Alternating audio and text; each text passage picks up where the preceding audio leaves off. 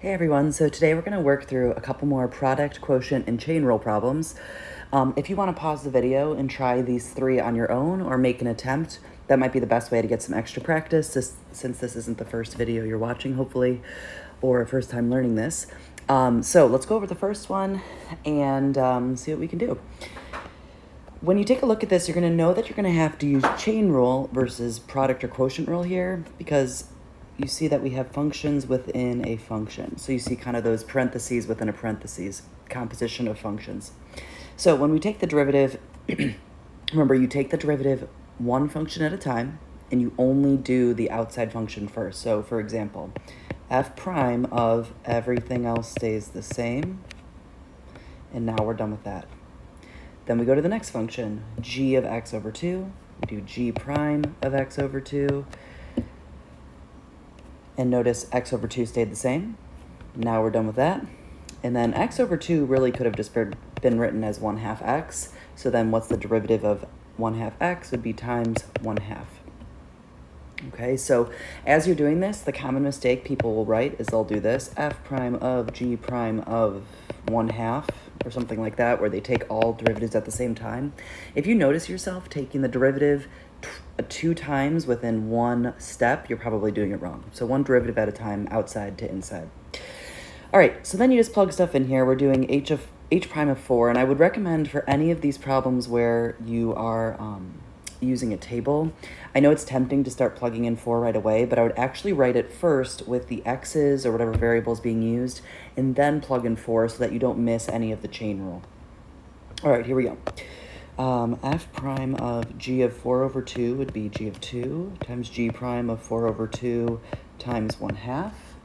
And that gives us f prime g of 2 is 5. G prime of 2 is 10 times 1/2. F prime of 5 is negative 10 times 1/2. As always, you can leave it like that. For AP Calculus, unsimplified, if this was multiple choice, you would have to figure out that this is negative 50, or you could look right here. Okay, let's take a look at the next one. So we see two functions multiplied together, and what you're going to start to notice is that chain rule just comes up a lot, and it's not really a specific rule that exists on its own. It's usually within product rule or within quotient rule. So we take a look here, p prime of 1, but again, you want to just do p prime of x, then plug in 1. Let me erase these guys over here.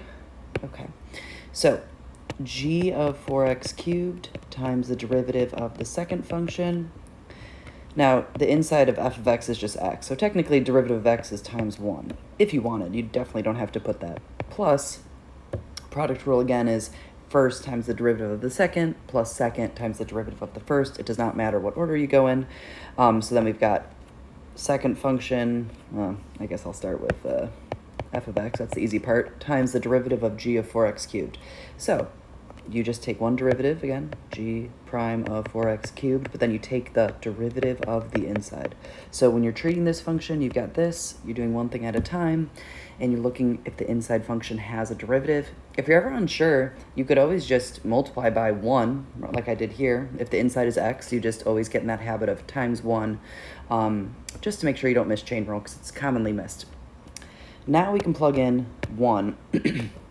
G of 4, f prime of 1, plus f of 1 times g prime of 4 times 12 times 1 squared. And that's going to give us, let's see, g of 4 is 3. F prime of 1 is 5, plus f of 1 is 0. Times g prime of 4 is 15. It actually doesn't matter because it's times 0. So this would just be 15.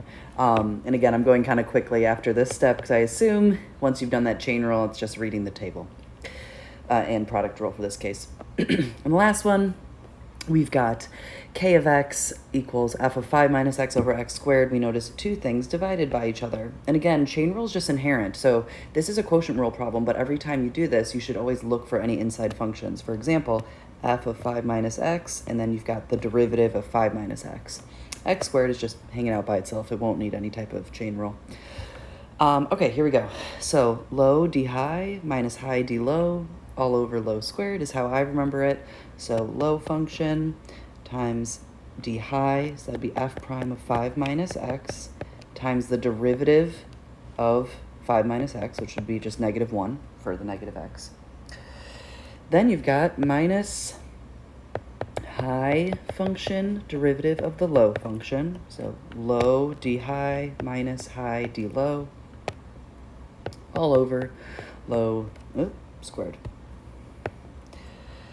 Okay, and then now we plug in 2. So notice I didn't even look at this number until I wrote all of this out because, for example, people will write this right here, they'll plug in 2 right away, and they'll write down f prime of 3, but then they'll forget about that because they were treating it as though it was already evaluated and you hadn't done chain rule yet, so don't forget.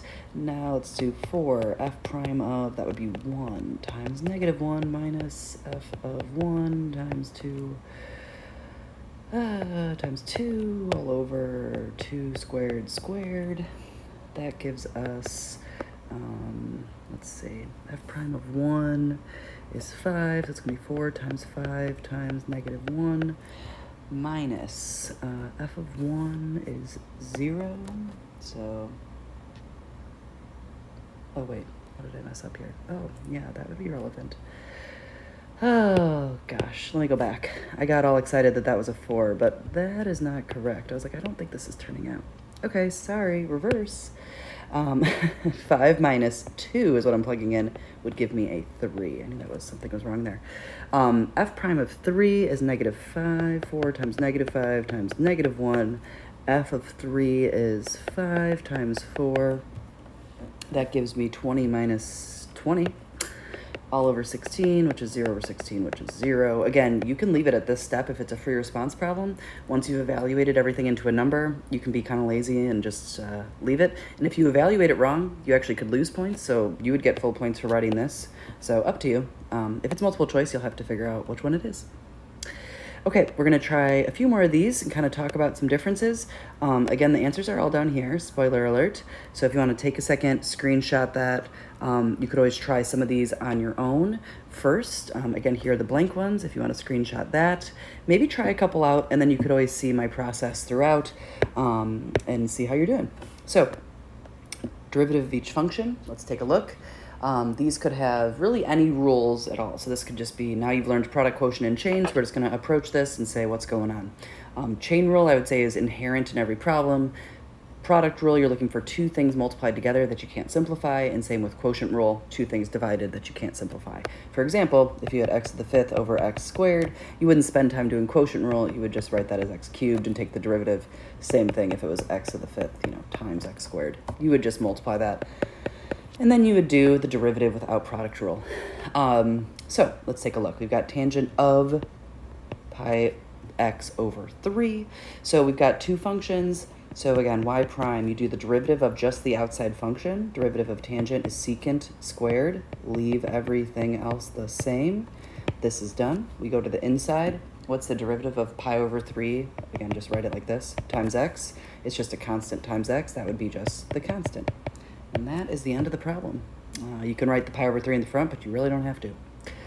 Okay, let's take a look. Sine cubed, and again, notice the difference between like this and this. Sine cubed means the entire thing cubed. This is like cosine of x to the 5th inside. This is all of sine cubed. So just keep a lookout for that. You can rewrite it. Looks like this again. We've got a function within a function. The outer function is something being cubed. The inner function is something being signed. And the inner is x. If you want to consider it that way, the derivative is just going to be 1. So it's not that exciting. So let's take a look. Outside function 3. Everything else remains the same. And we bring down the power and subtract a power. So now it's 3 sine of x squared times derivative. Again, we're done with this now. Derivative of sine is cosine. Again, end of the problem. You can rewrite that as 3 sine squared x. It doesn't really matter. All right, e to the x over 5. So e to the x, our favorite derivative, is e to the x. But if you have chain rule, you really should think of e to the x's derivative as e to the x times the derivative, or e to the whatever's in the numerator, exponent times the derivative of the exponent. Because you have e to the x, and then you have this little guy, which is really just 1/5 x. So take the derivative of e to the x over 5 would be e to the x over 5. I took the derivative of the outside, which is e, to the x, which is itself, times the derivative of the exponent. End of problem. All right, take a look at the next one. 8x, so there's our variable, times secant of 2x. So we notice we're going to have product rule here. One function is 8x, and one function is secant of 2x. You don't have to write it out this way, but if it makes you feel better or a little more organized, you could also start off product rule doing it this way, kind of get everything organized. F prime would be 8, G prime would be secant tangent, but specifically, it's going to be secant of 2x, tangent of 2x, times the derivative of the inside. So again, you got secant of 2x. So derivative of the outside is secant tangent. Everything else remains the same. Then you're done with that. What's the derivative of 2x? 2. Okay, so that's where that's coming from. And then you're just going to be multiplying them. So 8 secant, doesn't matter the order, 2x plus 8x times 2 times secant of 2x, tangent of 2x. You can leave it like that. You can make this 16x. That's all you can really do. All right. Well, it took up way too much space. So let's shrink that down and try number 8. Okay. This one, we've got a function on the outside. We see something to the 10th. We see something inside. We see something inside. So again, if you kind of make those brackets, sometimes that helps you kind of organize. I'm going to have one derivative, 10th power. Second derivative is going to be the inside of this parentheses.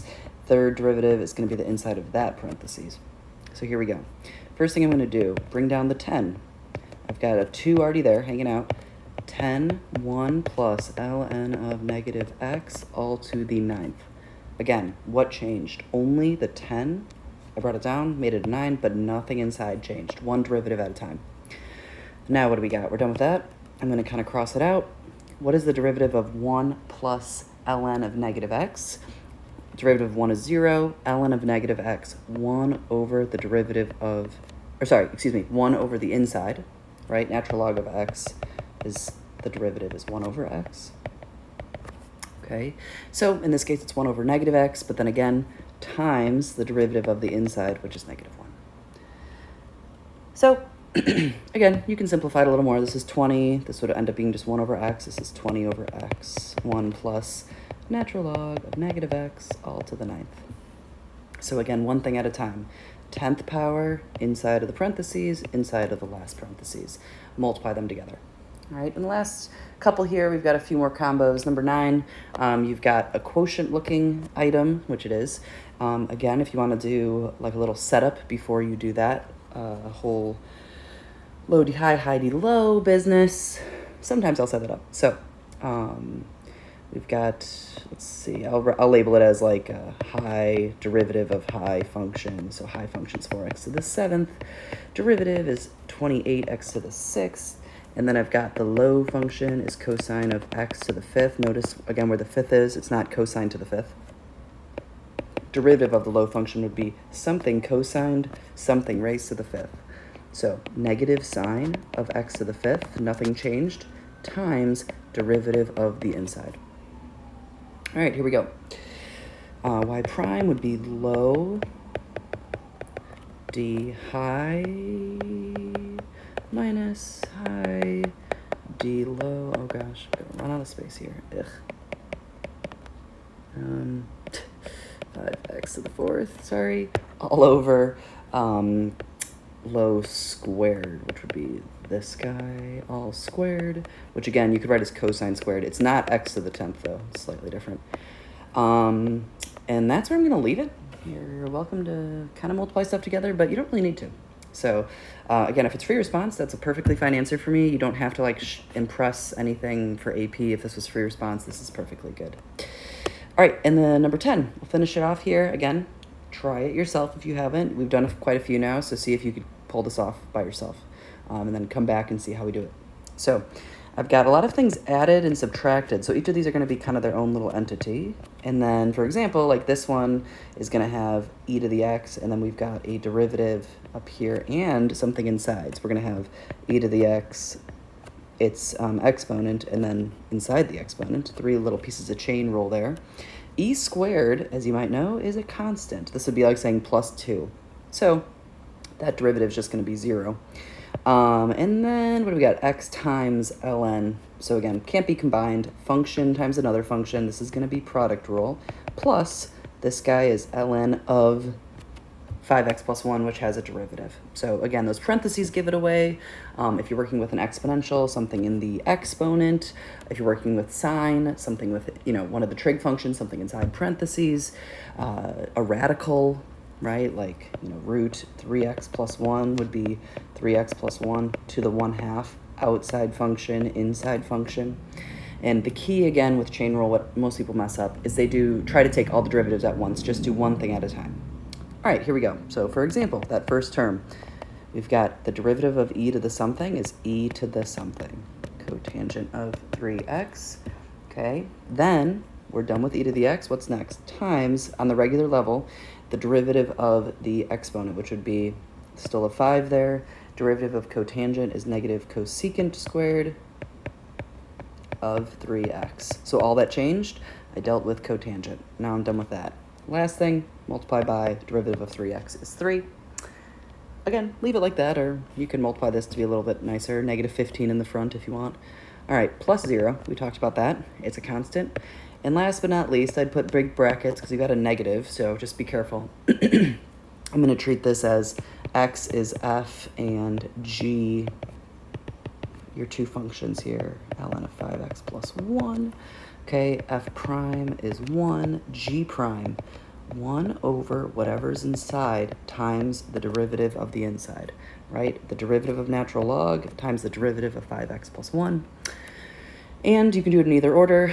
I'll do f prime times g is 1 times ln of 5x plus 1 plus these guys, let's see, that would be x times 5 over 5x plus 1. And you can just leave it like that. Again, you can distribute this negative if you want. The problem that's just going to come up if you're looking for a multiple choice answer, it might look like this. And you wouldn't panic because you know that it's the same thing. Minus ln of 5x plus 1 minus 5x plus 1. Okay. Well, that's about it. I'm going to leave you with that. Feel free to try some extra practice on the worksheets. You could Google more product, chain, and quotient problems with answers. But hopefully that gives you a good start. And let me know if you have any questions. Thank you for watching.